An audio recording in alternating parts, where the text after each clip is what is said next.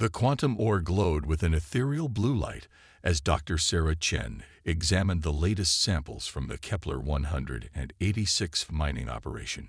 6 months into humanity's first extrasolar mining venture, and they were still discovering new properties of this remarkable material. The ore seemed to respond to conscious observation, shifting its molecular structure in ways that defied conventional physics. Dr. Chen, you might want to see this. Marcus Rivera, the security chief, called from the monitoring station. His usually calm voice carried an edge of concern that made Sarah look up from her work. Through the reinforced windows of the research lab, she could see the perpetual red twilight of Kepler-186f's eternal sunset. Something was different about the sky today. What am I looking at, Marcus? Sarah moved to join him at the holographic display, a recent innovation developed from their studies of the quantum ore. These energy signatures appeared about 10 minutes ago. They're like nothing we've ever seen before. Marcus pointed to several pulsing dots in the upper atmosphere. Whatever they are, they're massive, and they're not natural. Sarah felt her heart rate quicken. After decades of searching, was this humanity's first contact with extraterrestrial intelligence? She activated the base-wide communication system. All personnel to alert status. This is not a drill. Repeat, this is not a drill. The mining colony, home to just 12 people, suddenly burst into focused activity. They had drilled for this possibility, though most had considered it an academic exercise. Humanity had long suspected they weren't alone in the universe, but no one had expected first contact to occur at a remote mining outpost. High above the colony, aboard the Nexian warship Inevitable Victory, Fleet Commander Zarax observed the primitive human settlement with a mixture of contempt and amusement. His crystalline eyes reflected the holographic display showing the humans scrambling below. These creatures actually achieved interstellar travel. Zarax is second in command. Sub-Commander Vex asked incredulously. Their structures are practically made of sticks and metal sheets. A fluke, nothing more. Zarax dismissed with a wave of his upper appendages. They stumbled upon quantum ore deposits in their own system and managed to cobble together basic FTL travel. They don't even understand what they're mining. Look at their extraction methods. They're treating quantum ore like common metal. Their presence here violates Nexian space law, Vex noted, her tendrils writhing with anticipation. Protocol dictates immediate removal. Indeed, Zarax's mandibles clicked in satisfaction. Prepare the quantum disruptors. Let's show these primitives what real technology looks like. Back on the surface, Sarah was recording everything their sensors could detect about the alien vessels. The data they were gathering was unprecedented. Artificial gravity manipulation, energy signatures that suggested faster-than-light capability, and power readings that dwarfed anything humanity had achieved. They're powering up something, Marcus reported, his eyes fixed on the readings. Energy signatures are off the charts. Sarah made a quick decision. Upload all our research data to the quantum beacon. Everything we've learned about the ore, every test result, every theory. She turned to the colony's AI interface. Area, initiate Protocol Omega. Authorization, Chen, Alpha 70. Protocol Omega initiated. The AI responded. Quantum entangled transmission beginning. Estimated time to completion, 3 minutes. They're not responding to any of our transmission attempts. Communications Officer Jake Wong reported. I've tried every frequency, every possible mathematical sequence we discussed in first contact protocols. Sarah watched as the alien ships descended through the atmosphere, their hulls gleaming with an otherworldly iridescence. They were beautiful in their terrible perfection, like predators evolved to the peak of their form. 2 minutes to transmission completion, Araya announced. The first attack came without warning. A beam of pure energy, tinged with the same blue glow as the quantum ore, lanced down from the largest ship. It struck the colony's power center, instantly vaporizing the structure and plunging them into darkness. Emergency systems kicked in, bathing the remaining buildings in red emergency lighting. "They're not here to talk," Marcus stated grimly, checking his rifle. Though they all knew conventional weapons would likely be useless against beings capable of interstellar travel, humanity had never been one to go down without a fight. 1 minute to transmission completion. The next series of attacks systematically destroyed their infrastructure. Supply buildings, vehicles, communication arrays, all vanished in flashes of blue light. The 12 colony members gathered in the main research lab, watching their work of years being erased in seconds. 30 seconds to transmission completion. Sarah looked at the faces of her colleagues, scientists, engineers, and miners who had ventured across the stars to push the boundaries of human knowledge. They had known the risks of being the first, but none had expected it to end like this. Transmission complete, Araya announced, just as the lab's reinforced walls began to glow blue. Sarah's last thought, as the quantum beam penetrated their final shelter, was a hope that their data would reach Earth, that humanity would learn from this, adapt, and survive. It's what humans had always done best. Above, Commander Zarax logged the successful elimination of the human colony with the same detachment one might record eliminating pests. Let this be a lesson to any other primitive species thinking of violating Nexian space, he declared to his crew. The galaxy belongs to the evolved.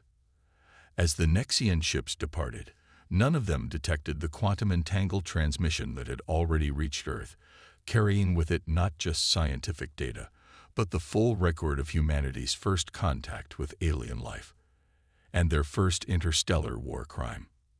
In the debris of the destroyed colony, fragments of quantum ore pulsed with increased intensity, as if responding to the violence they had witnessed.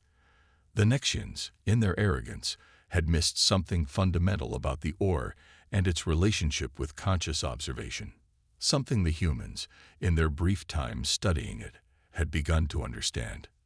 The dust settled on Kepler 186f, but across the vast distance of space, in laboratories and military installations across Earth, the quantum-entangled data began to arrive. Humanity had lost its first interstellar colony, but they had gained something far more valuable: knowledge of their enemies and the motivation to surpass them. The next time the Nexians encountered humans, things would be very different. General Emma Hayes stood before the United Earth Defense Council, her expression grave as she presented the holographic recreation of the Kepler 186 massacre. The quantum-entangled transmission had provided them with detailed scans of Nexian technology, their weapons capabilities, and most importantly, their weaknesses. The Nexians believe they've encountered a primitive species, she stated, her voice steady despite the anger burning beneath. Their arrogance will be their undoing. Dr. Chen's final transmission included something far more valuable than just tactical data. The hologram shifted to display complex equations and molecular structures. The quantum ore doesn't just respond to observation. It responds to human consciousness in ways the Nexians have never understood. They use it as a power source, but they've missed its true potential. Admiral James Chen, Sarah's father, leaned forward in his seat. In the 3 months since losing his daughter, he had thrown himself into the defense initiative. How long until we can implement Project Phoenix? 6 months, Emma replied. Dr. Patel's team has already successfully replicated the quantum consciousness interface. We're ready to begin mass production, but we need to maintain absolute radio silence. The Nexians must continue to believe we're a broken, primitive species. Across Earth and its lunar bases, humanity's greatest minds worked in secret underground facilities. The public story was one of mourning and fear. Broadcasts showed candlelight vigils, politicians making hollow speeches about peaceful solutions. But beneath the surface, a revolution was taking place. Dr. Raj Patel stood in his laboratory beneath the Atacama Desert, watching as the quantum ore sample pulsed in sync with the brainwave patterns of his test subject. The Nexians use quantum energy like a battery, he explained to his team. We're going to use it like an extension of human consciousness. The breakthrough came faster than anyone expected. Lieutenant Maria Santos sat in the prototype quantum interface fighter, her mind merging with the ship's systems through the consciousness reactive ore. The vessel wasn't just responding to her commands, it was responding to her thoughts, becoming an extension of her body. "It's like dancing," she reported, as the fighter executed maneuvers that should have been impossible according to conventional physics. "The ship doesn't just move where I want it to. It moves how I feel it should move." In orbital shipyards disguised as debris fields, humanity built its new fleet. From the outside, the ships looked primitive, crude designs that would make the Nexians laugh. But inside each vessel was a core of consciousness-reactive quantum ore, waiting to be awakened. General Hayes received regular updates from their deep space monitoring stations. The Nexians had expanded their territory, crushing 3 other primitive species who had dared to mine quantum ore. Each time, their method was the same: overwhelming force against those they considered beneath them. Their empire spans 50 star systems, Admiral Chen reported during a secure briefing. They have over 1,000 warships, each capable of destroying a small colony with ease. He paused, allowing a small smile to cross his face. "And they don't have a single defense against what we've developed." The quantum ore responded differently to each species that used it. The Nexians, with their rigid, hierarchical minds, could only force it to perform specific functions. But human consciousness, with its capacity for intuitive leaps and creative problem-solving, formed a symbiotic relationship with the ore. The ships weren't just vessels. They were partners. 18 months after the Kepler massacre, humanity was ready. Their silence had been interpreted as submission, their apparent regression in technology seen as fear. The Nexian Empire had already forgotten about the primitive humans, focusing on more significant conquests. "Final test complete," Dr. Patil announced to the Defense Council. "The quantum consciousness interface is stable across all ship classes. We can now share consciousness across entire battle groups, creating a coordinated force that moves with a single purpose." General Hayes stood at the observation window of the lunar base, watching as the primitive human ships ran their final drills. To any Nexian observer, they would appear to be barely space-worthy vessels, held together by crude materials and simple propulsion systems. "Send the message," she ordered. "It's time to re-establish our mining operation on Kepler 186. As the first ships prepared to depart, carrying with them the hopes and determination of humanity, Admiral Chen addressed the fleet. "They killed 12 of us, thinking we were insignificant. They believed our silence was weakness, our apparent regression was fear. Today, we show them humanity's true nature. We adapt, we evolve, and we never forget."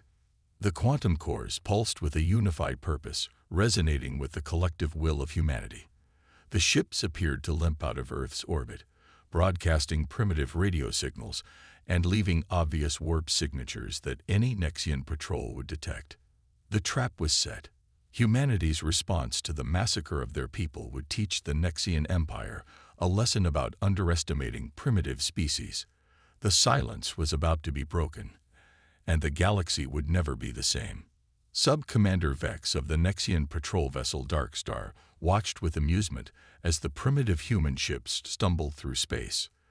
Their crude warp signatures were like beacons in the void, broadcasting their presence to anyone with even basic scanning technology. "Look at these readings," she chittered to her crew. "Their ships are practically held together with adhesive compounds. They must be truly desperate to attempt colonization again." Her mandibles clicked in anticipation of another easy victory. The human fleet consisted of 5 vessels, all appearing to be cobbled together from basic metals and simple propulsion systems.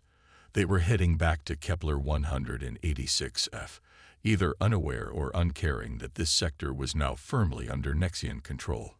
"Should we contact Central Command?" her weapons officer asked. "Why bother?" Vex responded. "We're more than capable of handling a few primitive ships. It will make an excellent addition to my service record." She straightened her ceremonial armor, already imagining the commendations she would receive. The Dark Star decloaked directly in the human fleet's path, its crystalline hull gleaming with deadly beauty. "Attention, human vessels. Vex broadcast on all frequencies. You are in violation of Nexian space. Prepare for. Her announcement was cut short as the human ships suddenly accelerated with impossible speed, their crude exterior panels falling away to reveal sleek, quantum-enhanced hulls beneath. Before the Nexian crew could react, their ship was surrounded. Lieutenant Maria Santos, leading the human battle group, smiled as she felt the quantum consciousness link activate. Her mind merged with her ship and connected with the other 4 vessels, creating a perfect symphony of movement and purpose. Now, she thought, and the battle group responded as one. The Nexian ship's advanced shields, designed to repel conventional energy weapons, proved useless against the consciousness-guided quantum beams. The humans weren't just firing weapons, they were extending their will through the quantum ore, creating attacks that existed outside the rigid framework of Nexian combat doctrine. Impossible! Vex screamed as her ship's systems failed one by one. They're primitives. They can't. The quantum field surrounding her ship suddenly collapsed, leaving the Dark Star dead in space. Maria's voice echoed through the disabled vessel's communication systems. This is Lieutenant Santos of the Earth Defense Force. In accordance with galactic law, we are placing you under arrest for war crimes against humanity. As human boarding parties breached the Nexian ship, they encountered no resistance. The crew, so convinced of their superiority, had never trained for defensive combat within their own vessels. They surrendered with the shocked disbelief of predators who had suddenly become prey. The capture of the Dark Star was only the beginning. Across Nexian space, similar scenes played out as humanity's vengeance unfolded with surgical precision. Patrol ships disappeared without warning. Communication relays went dark. Quantum ore mining operations found themselves under new management. In the Nexian Imperial Palace, Emperor Zextol received increasingly disturbing reports. How are they doing this? He demanded of his advisors. They were mining quantum ore with explosives and picks less than 2 years ago. The answer came in the form of a system-wide broadcast, transmitted simultaneously across every Nexian communication channel. General Emma Hayes's image appeared before the Emperor, her expression calm but resolute. To the Nexian Empire, the murder of our citizens on Kepler 186F was your first and last mistake. You assumed our silence was weakness. You thought our apparent primitive technology was all we could achieve. You were wrong. The broadcast showed footage of human ships dancing through space, moving in ways that defied Nexian understanding of physics. It showed quantum weapons guided by human consciousness, adapting and evolving mid-battle. It showed everything the Nexians had missed about humanity's true potential. We could have approached you as equals, Hayes continued. We could have shared our discoveries about quantum ore's response to consciousness. Instead, you chose violence against those you considered inferior. Now, you face the consequences of that choice.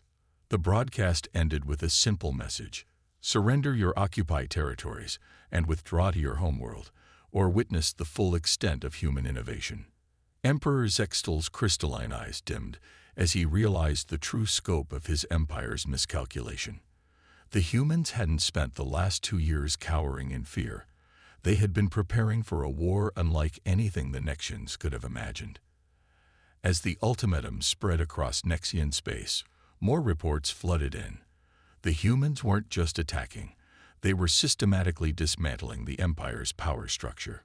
Each captured ship provided more intelligence, more understanding of Nexian weaknesses, and more opportunities for humanity's quantum-enhanced fleet to strike. The pride of the Nexian Empire, built on thousands of cycles of technological supremacy, was crumbling before what they had dismissed as a primitive species. Their greatest strength, their absolute certainty in their superiority, had become their greatest weakness. The revolution had begun, and the galaxy was learning a vital lesson. Never underestimate humanity's capacity to adapt, innovate, and overcome.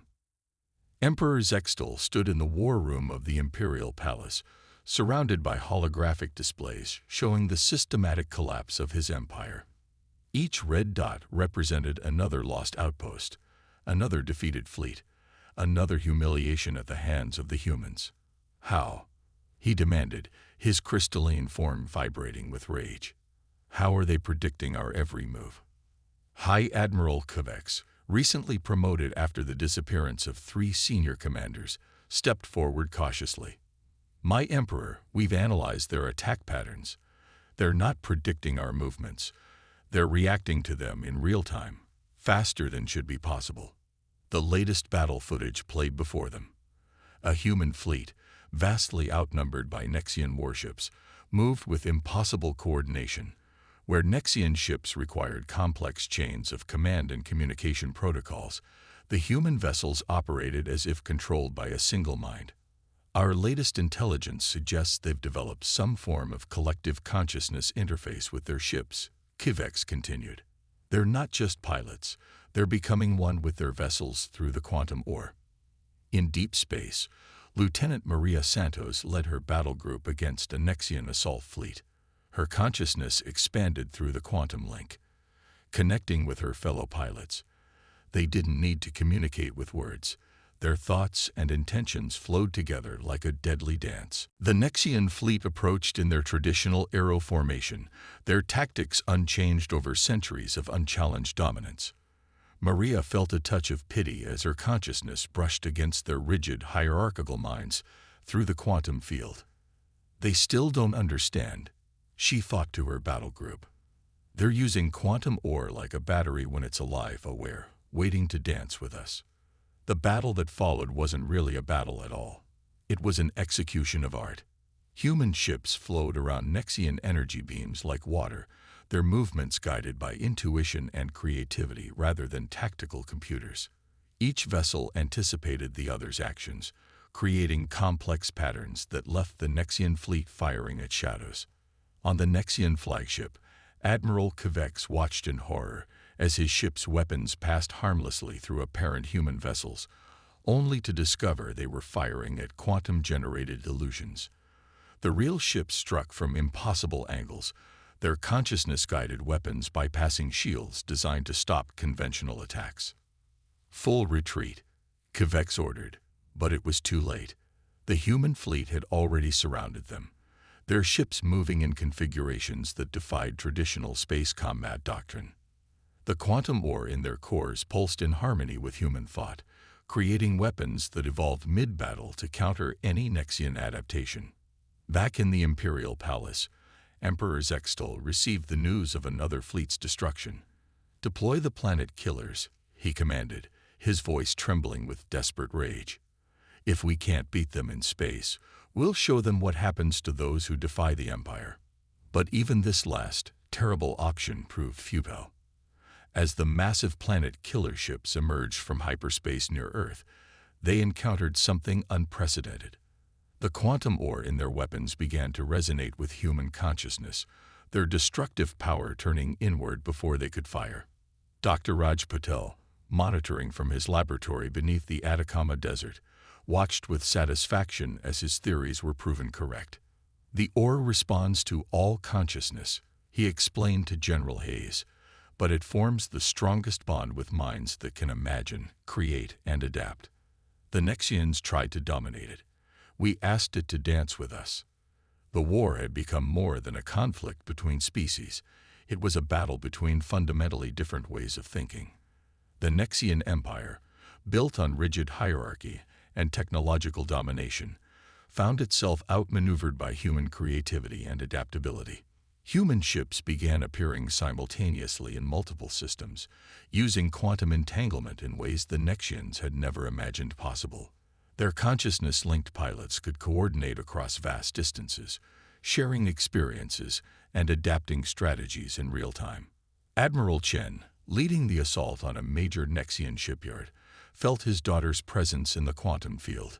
Every human connected to the network carried a piece of those lost on Kepler 186f, their memories and determination strengthening the bond between consciousness and quantum ore. In the Nexian Imperial Palace, Emperor Zextol received the final reports from his remaining commanders. Half his empire had fallen in less than a month. The humans weren't just defeating them. They were systematically dismantling everything the Nexians had believed about their own superiority. They're not just more advanced than us, Kivex realized, watching another fleet disappear from tactical displays. They're fighting in ways we can't even comprehend. Our technology, our tactics, our entire understanding of warfare, it's all based on assumptions that they've proven wrong. The quantum ore pulsed throughout human-controlled space, resonating with the collective will of a species that had turned tragedy into transformation. The Nexian Empire had killed 12 humans, believing them primitive and weak. In return, humanity had shown them the true meaning of advancement, not through domination, but through understanding and adaptation. In the quantum-enhanced consciousness network, Lieutenant Maria Santos felt the collective anticipation of Earth's fleet as they surrounded the Nexian homeworld. 2 months had passed since the first strike, and the once mighty empire had been reduced to a single star system. General Emma Hayes stood on the bridge of the Earth flagship Redemption, watching the massive Nexian defense fleet arrange itself in increasingly desperate formations. The quantum ore in the ship's core resonated with her thoughts, sharing the bitter memory of 12 lost colonists who had sparked this transformation.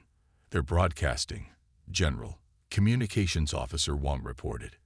Emperor Zextal is requesting terms. The holographic image of the Nexian Emperor appeared before them, his crystalline form dulled with stress and defeat. "You have won," he stated simply. "Name your price for our survival." Hayes felt the quantum network pulse with the collective will of humanity.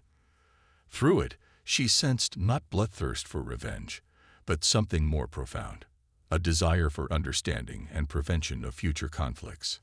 "Our terms are simple," Hayes responded. "First, you will acknowledge the sovereign rights of all species to explore and develop quantum ore technology without fear of extinction. Second, you will submit to a war crimes tribunal for the murder of our colonists and other species you've destroyed." Zextal's mandibles clicked in resigned acceptance. "And then we teach you what you failed to learn on your own. The true nature of quantum ore and consciousness integration. Your empire fell not because we had better weapons, but because you never understood what you were trying to control." Dr. Raj Patel stepped forward, his consciousness radiating through the quantum network. "The ore isn't just a power source," he explained. "It's a bridge between mind and matter, thought and reality. Your rigid hierarchy prevented you from forming the sympathetic bond necessary for its full potential." On the Nexian homeworld, crowds gathered around massive view screens, watching in awe as human ships demonstrated their mastery of quantum physics. The vessels moved in ways that challenged their understanding of reality, their crew's consciousness working in perfect harmony with the universe itself. Admiral Chen, thinking of his daughter Sarah, felt a sense of completion. 12 lives, he broadcast across all frequencies. 12 lives you took because you thought them beneath you. In their memory, we didn't just surpass you. We transformed ourselves and our understanding of the universe. The surrender ceremony took place on Kepler 186f, at the site of the destroyed mining colony. As Emperor Zextal signed the peace accord, quantum ore deposits deep beneath the surface pulsed with an almost approving rhythm. "What happens now?" the Emperor asked, looking at the human delegation.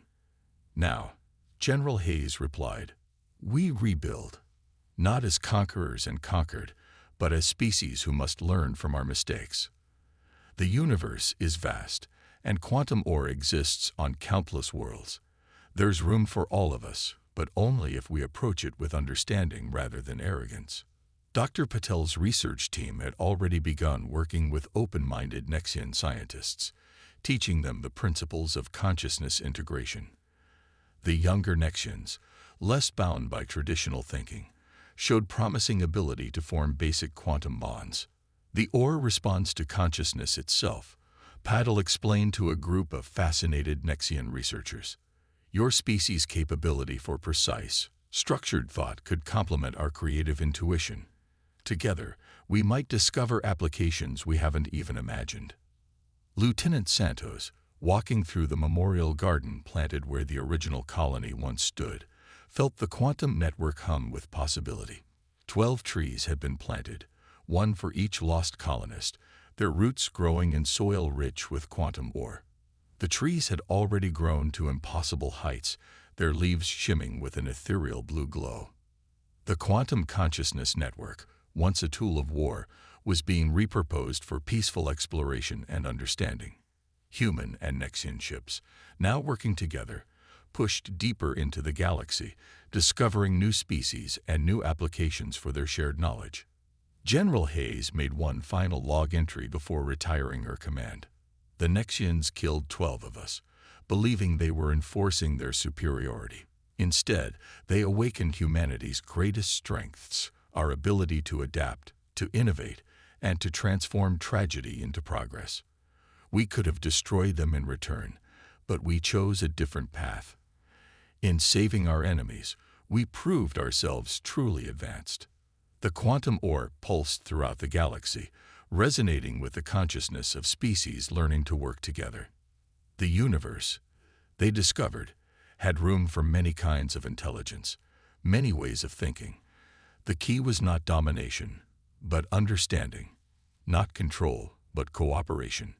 And on Kepler 186f, where it all began, 12 glowing trees reached toward the stars, their quantum-enhanced growth marking the site where humanity had taken its first steps toward becoming something greater than anyone had imagined possible.